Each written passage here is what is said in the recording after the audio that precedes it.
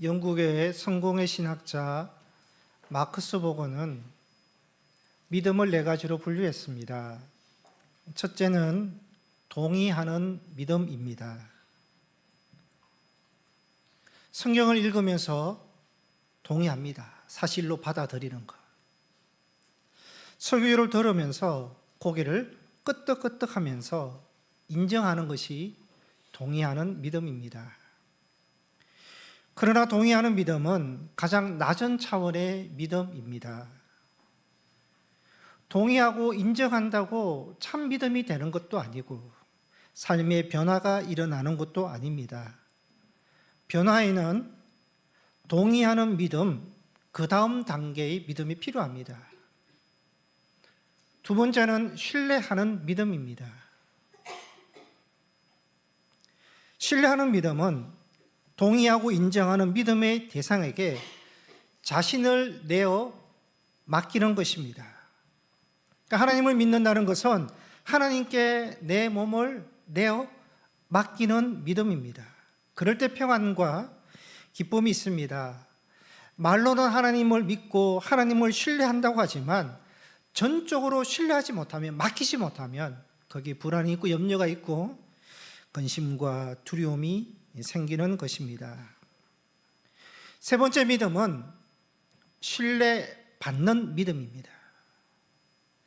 하나님을 전적으로 신뢰하는 믿음도 중요하지만 다음 단계의 믿음, 더 중요한 믿음은 하나님으로부터 신뢰받는 믿음입니다. 하나님으로 하여금 나를 믿게 하는 믿음이 되어야 되는 것입니다. 하나님이 나를 신뢰하기 위해서는 하나님께 충성하고 말씀에 순종하고 삶의 변화, 신실한 삶을 살아가야 합니다. 그럴 때 신뢰받는 믿음이 됩니다. 네 번째는 경험하는 믿음입니다. 욥이 이렇게 고백합니다. 내가 주께 대하여 귀로 듣기만 하였사오나 이제는 눈으로 주를 배움나이다. 그동안 귀로만 듣던 막연한 신앙이었는데 욥은 고난을 통해서 새롭게 하나님을 경험했습니다. 다윗도 고백합니다. 고난과 시련 가운데서 하나님의 도우심과 구원하심을 경험했습니다. 경험하는 믿음입니다. 성령을 통해서, 말씀을 통해서 하나님이 주시는 지혜와 깨달음을 통해서 하나님의 손길을 보고 하나님의 임재를 느끼고 하나님께 사시는 일을 경험하는 믿음이 가장 큰 믿음입니다. 신앙의 변화는 하나님을 경험할 때 일어나는 것입니다. 예수님의 십자가 사랑이 나를 위한 사랑인 것을 경험할 때 하나님의 임재와 일하심을 우리가 경험할 때 변화가 일어나게 되고요. 변화가 일어날 때 의식하게 되고 의식이 바뀌고 삶이 바뀌고 삶의 목적도 바뀌게 되는 것입니다. 성도의 믿음은 어떤 믿음이 되어야 되느냐? 동의하는 믿음에서 신뢰하는 믿음으로, 신뢰받는 믿음으로, 경험하는 믿음으로 점점 나아가야 합니다. 성도 여러분, 올 한 해도 신뢰하는 믿음, 신뢰받는 믿음, 삶에서 하나님을 경험하는 믿음이 되시기를 축복합니다. 본문은 예수님을 경험한 한 관리를 소개합니다. 이 관리의 딸이 죽었습니다. 마가복음 5장과 누가복음 8장에는 관리를 회당장 야이로로 소개를 합니다. 회당장 야이로는 가장 힘든 고통의 문제인 딸의 죽음을 만났습니다. 삶에서 고통 중에 하나는 사랑하는 사람의 죽음입니다. 사랑하는 사람의 죽음, 이별을 언제 만나느냐? 지금 만나느냐? 나중에 만나느냐? 그 차이에 있을 뿐 보편적으로 누구나 경험하게 되는, 겪게 되는 고통이고 슬픔입니다. 가장 큰 고통, 평생의 고통은 자녀의 죽음입니다. 부모에게 이거보다 더 고통스러운 것은 없습니다. 본문에 나오는 회당장은 딸이 먼저 죽었습니다. 엄청난 고통과 슬픔에서 이 회당장이 예수님께 나옵니다. 예수님께 나온 이유를 18절에 소개합니다. 18절 보시면 내 딸이 방금 죽었습니다. 오셔서 딸의 몸에 손을 얹어주시면 살아날 것입니다. 예수님께서 죽은 딸을 살려주실 수 있다는 그 믿음을 가지고 주님께 나왔습니다. 구체적으로 이 회당장의 믿음이 어떤 믿음인지 몇 가지 살펴보면요, 첫째는 예수님께 가지고 나오는 믿음입니다. 딸이 죽었습니다. 그저 주저앉아서 절망으로 끝나지 않고 그 고통과 슬픔을 가지고 그 눈물을 가지고 절망을 가지고 다 예수님께 가지고 나옵니다. 그렇게 가지고 나오는 것은 회당장은 자신의 모든 것의 해결책은 주님께 있다라는 그 믿음을 가지고 주님께 나온 것입니다. 다윗이 지은 시를 보면 다윗은 하나님을 나의 피난처입니다. 나의 요새입니다. 그렇게 고백을 했습니다. 이 고백은요, 자신이 만난 상황과 문제와 고통을 가지고 다윗이 하나님께 달려가서 피했다는 것입니다. 어려울 때 하나님께 달려가고, 고난과 고통 중에 하나님께 달려가고, 기도로 달려가고, 예배로 달려가고, 하나님께 달려가 피해서 도움을 받았다. 하나님은 나의 피난처가 되시고 요새가 되신다. 다윗의 믿음은 어떤 믿음이냐? 모든 상황에서, 고난과 시련의 상황에서 하나님께 나오는 믿음, 하나님께 달려가는 믿음이 있었던 것입니다. 마가복음 2장에 보면 예수님이 가버나움의 어느 집에 있다는 소식을 듣고 네 사람이 중풍병자를 들고 예수님이 계신 집으로 갔습니다. 사람들이 너무 많이 있어서 도저히 예수님께로 갈 수가 없었습니다. 그런데 이들은 포기하지 않고 지붕 위로 올라가서 지붕을 뜯어서 이 중풍병자를 예수님께 내렸습니다. 남의 집에 손해를 끼치면서까지 굳이 이렇게 하는 이유가 뭘까? 예수님 외에는 다른 대안이 없고 다른 방법이 없었기 때문입니다. 예수님만이 치료해 주실 것을 믿었기 때문에 예수님께 나오는 것입니다. 이 네 사람의 믿음은요, 중풍병자의 치료를 위해서, 자기의 소망을 위해서 예수님께 나오는 믿음을 가졌고, 그 예수님께 나오기 위한 장애물을 극복하는 믿음이었고, 그 장애 속에도 포기하지 않는 믿음을 가졌던 것입니다.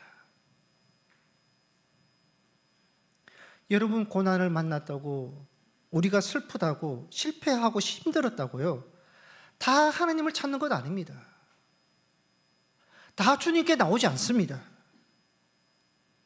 문제나 어려움이 있어도 주님을 찾지 않는 경우가 얼마나 많습니까? 그러나 믿음의 사람은 주님께 가지고 나오는 사람입니다. 지난주일 설교 제목이 기도밖에 없다였습니다. 기도밖에 없다. 하나님께 가지고 나온 것밖에 없다는 것입니다. 문제가 있고 고민이 있고 고난이 있고 어떤 꿈과 소망이 있고 가족의 일, 자녀의 일, 내 일이 있고 모든 것을 가지고 하나님께 나오는 것, 하나님께 가져오는 것, 그래서 기도밖에 없다는 것입니다. 왜냐하면 하나님만이 우리의 해결책이 되시고 답이 되긴다는 것을 믿기 때문에 그렇다는 것입니다. 로마서에 보면 바울이 율법에 대해서 설명을 했습니다. 율법은 죄가 무엇인지 드러내고 죄를 깨닫게 하는 것이 율법이다. 율법이 있어야지 의가 무엇인지 죄가 무엇인지 알 수 있다. 율법은 모든 사람이 죄인이라는 것과 죄를 지을 수밖에 없는 자인 것을 알게 하고 죄를 해결할 수 없다는 것을 깨닫게 하는 것이 율법이다. 즉 율법은 모든 사람들에게 죄를 보게 하고 죄를 깨닫게 해서 예수님께로 나오게 하는 것이 율법의 목적이라고 그랬습니다. 여러분, 우리가 인생의 광야를 만납니다. 그 인생의 광야를 만나면요, 내가 할 수 없다는 것을 느낍니다. 내 힘으로도 안 됩니다. 내 노력으로도 안 됩니다. 내 지식으로도 안 됩니다. 답답하고 슬픕니다. 힘이 듭니다. 해결할 수 없으니까 인생의 광야에서 우리가 주께로 나와야 된다. 주님이 해답이 되시고 주님이 길이 되시고 주님이 해결책이 되시기 때문에 주님께로 모든 것을 가지고 나오는 그 믿음을 우리가 가져야 된다는 것입니다. 찬양 중에 주께 있네, 생명 주께 있네, 능력 주께 있네, 소망 주께 있네, 주 안에 있네. 주님께 있다는 것이 고백입니다. 주께 있다. 여러분, 우리 모든 삶의 모든 것은 주님께 있기 때문에 주님께 가지고 나오는 것입니다. 주께 있네, 주께 있네. 이것이 자주 하다 보면 전에 말씀을 드렸습니다. 죽겠네, 죽겠네가 되면 안 되는 것입니다. 여러분 삶의 환경에서 인생의 광야에서 죽겠네, 죽겠네 그러면요 할 수 있는 것이 아무것도 없습니다.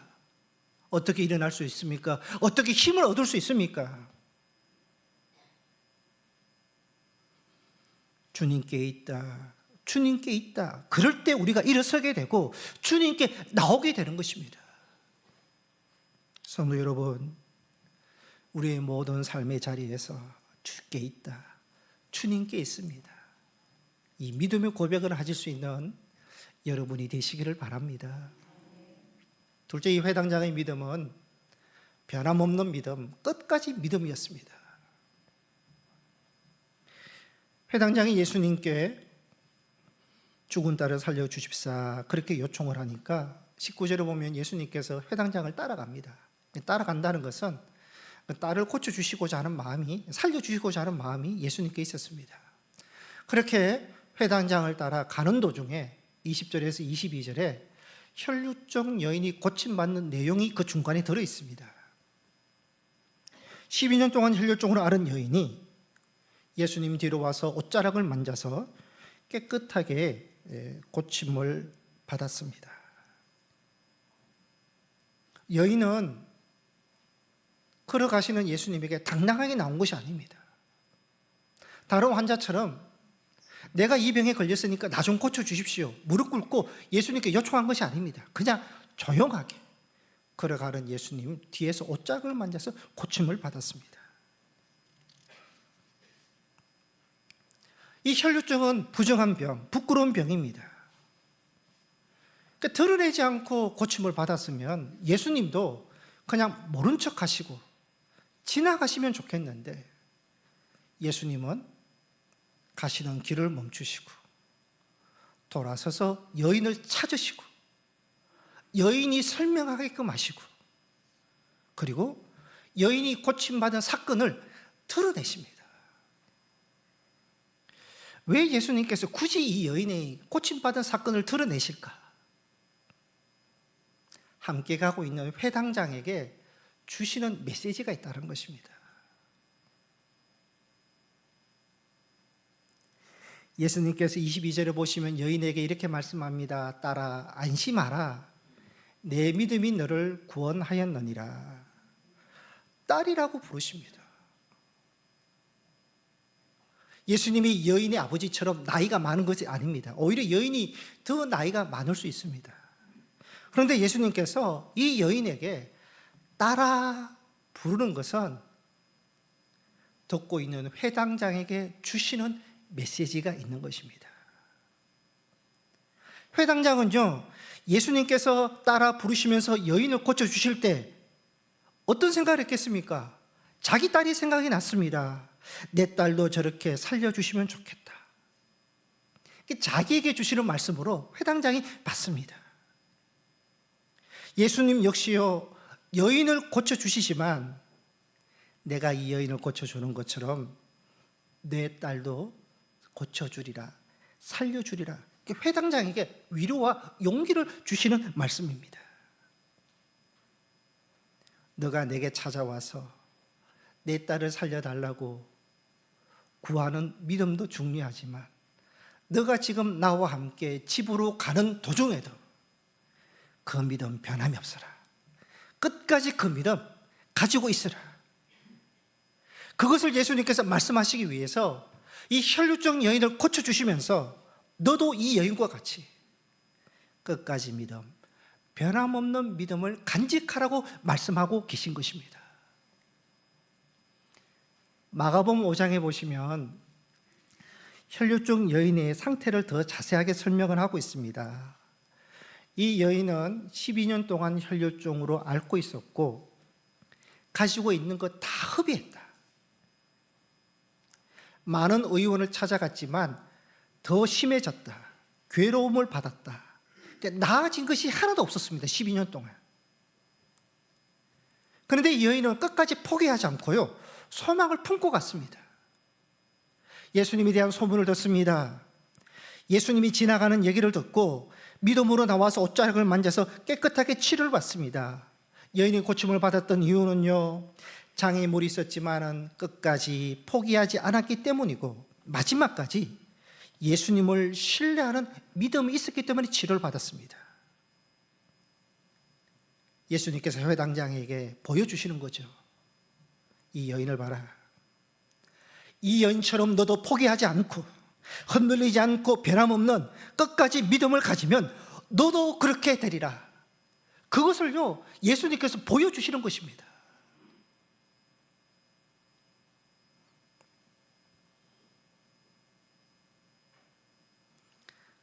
집에서 요즘은 애완견을 많이 키우는데요, 애완견을 키우는 분이 이런 말씀을 하셨습니다. 강아지는 밥 먹을 때 주인이 제 밥그릇을 갑자기 빼앗아도 주인에게는 공격적인 자세를 취하지 않는다고 합니다.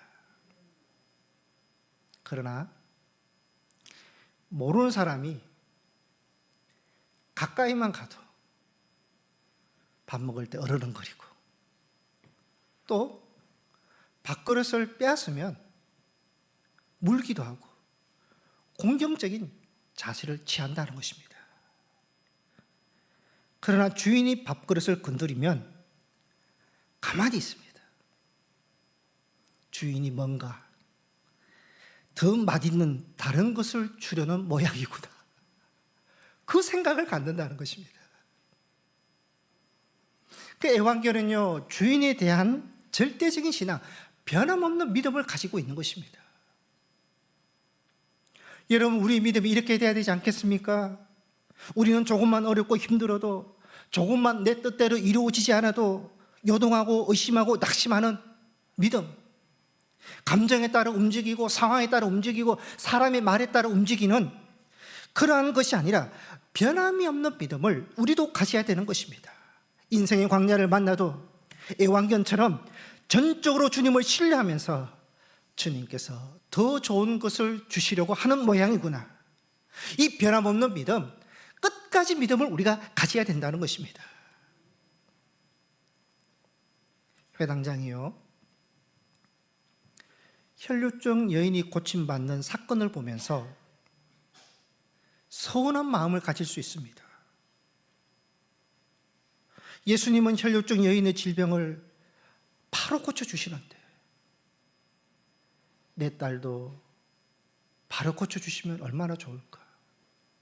내가 예수님께 나와서 무릎을 꿇고 내 딸을 살려달라고 했을 때 그때 바로 고쳐주시지, 나에게는 시간을 기다리게 하시고 나와 함께 주님께서 꼭 우리 집에 가셔야지 고쳐주실까. 약간의 서운한 마음이 있어요. 여인은 바로 나았거든요. 예수님께서 병자를 고쳐주실 때요, 다 바로 고쳐주셨습니다. 38년 된 병자도 고쳐주시고, 나병 환자가 시각장애인이 주님께 나올 때 바로 고쳐주시고, 베드로의 작물을 바로 고쳐주시고, 한 번도 예수님은 나중에 고쳐줄게 미루지 않으셨습니다.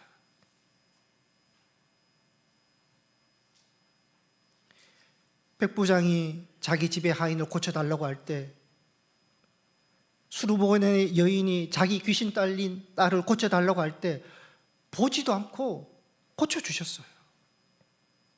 마찬가지로 회당장의 딸도 집에 가지지 않고 회당장의 믿음을 보시고 즉시 살려주시면 얼마나 좋겠습니까? 객관적으로 보면 혈류증 여인보다 자기 믿음이 훨씬 더 좋습니다. 여인은 혈류증으로 예수님께 나아갔고 회당장은요, 죽은 딸의 문제, 불가능한 문제를 가지고 예수님께 나옵니다. 누구 믿음이 더 큽니까? 혈류증 여인이 예수님께 도움을 요청하는 그 마음과 죽은 딸의 문제를 가지고 절박하고 간절한 마음으로 주님께 나오는 그 마음과 누가 더 절박하고 간절합니까?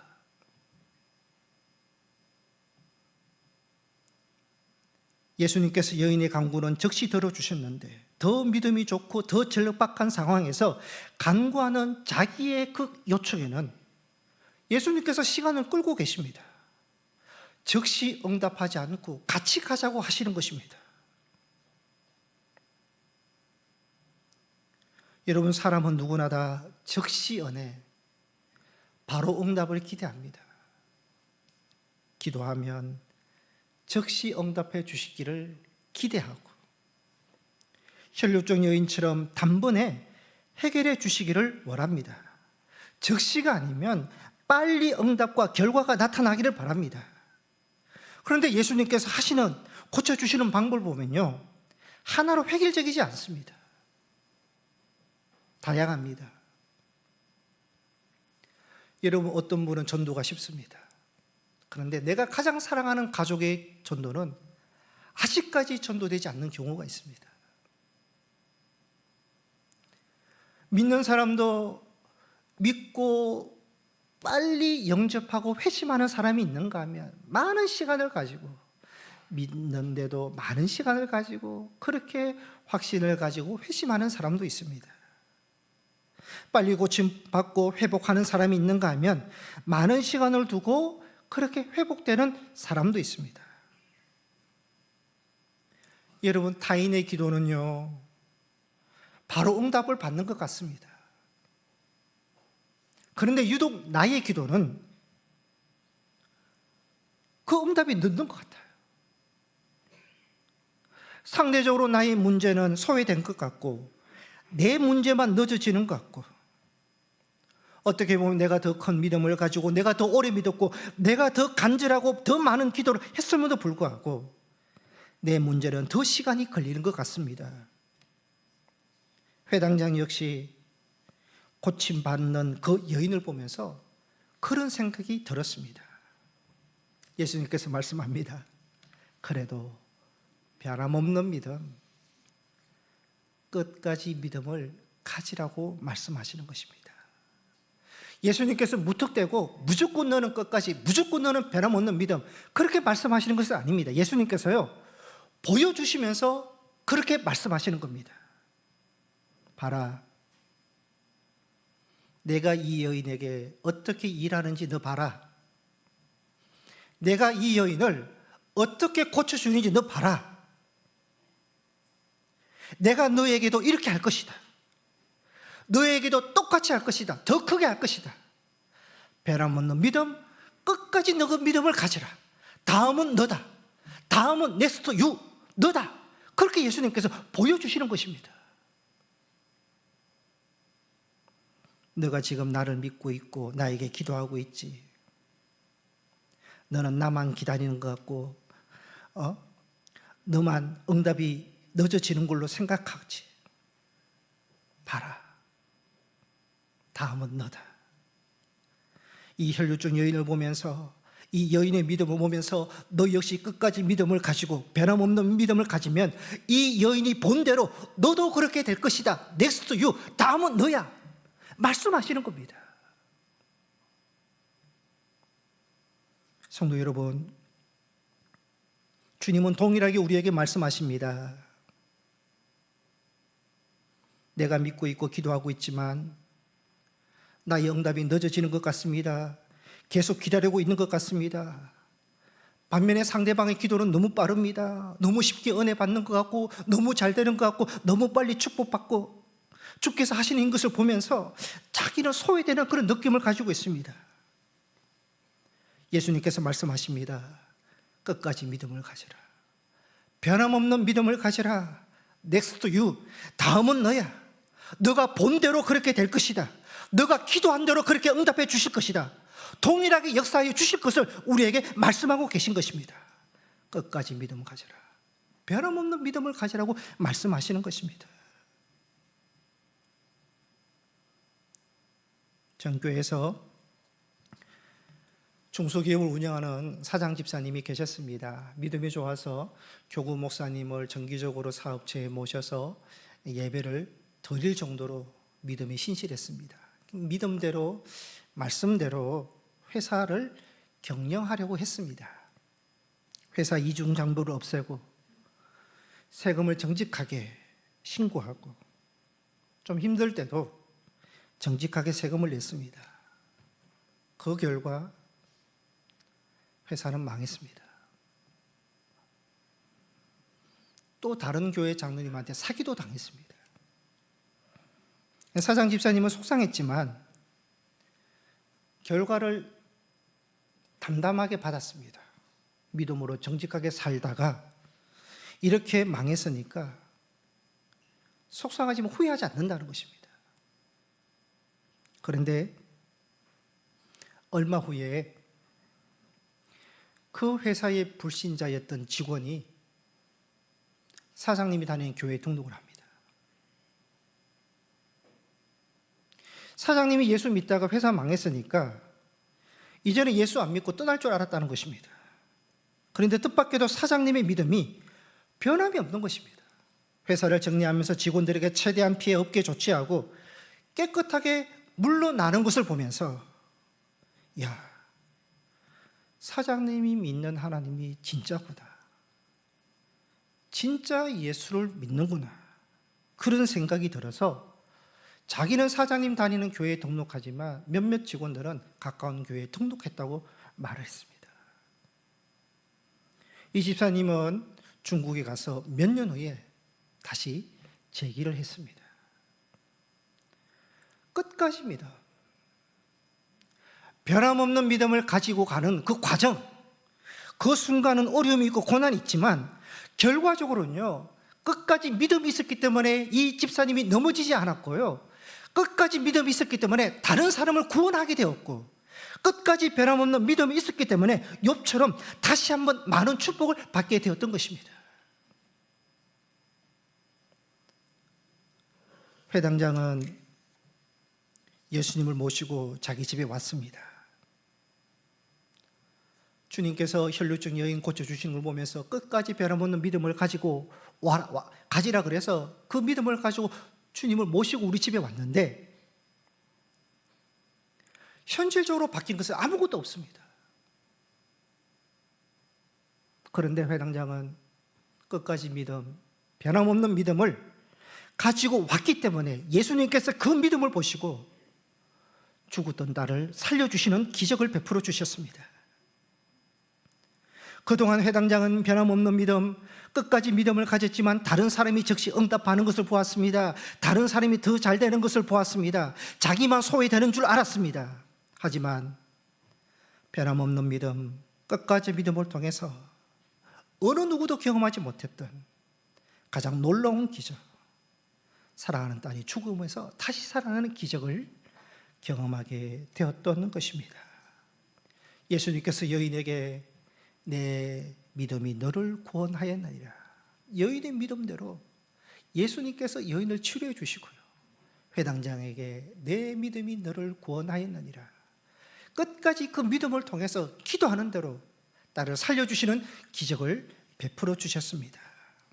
성도 여러분, 예수님은 동일하게 우리에게 말씀합니다. 내 믿음이 너를 구원하였느니라. 내 믿음. 여러분, 어떤 믿음이겠습니까? 모든 것을 가지고 주님께 나오는 믿음. 주께 있습니다. 주께 있습니다. 주님께 가지고 나오는 그 믿음을 주님께서 보시고요. 그리고 한순간 단번에 어떤 순간의 믿음이 아니라 끝까지 변함없는 믿음을 가지고 그렇게 나오는 자들에게 주님께서는 믿음대로 기도대로 응답하시고 이루어 주시는 분인 줄 믿습니다. 주님은 말씀합니다. 너는 내가 다윗에게 행하는 것을 듣고 있느냐? 너는 타인의 응답을 보고 있느냐? 타인에게 내가 베푸는 은혜와 축복을 너는 보고 있느냐? 끝까지 믿음을 가지라. 변함없는 믿음을 가지라. 다음은 너야. 성도 여러분, 변함없는 믿음, 끝까지 믿음을 가지시길 바랍니다. 끝까지 기도하면서 예수 그리스도를 바라보시길 바랍니다. Next to you. 다음은 우리입니다. 주님의 은혜와 응답이 다음은 우리 여러분이 되시기를 축복합니다. 기도하시겠습니다.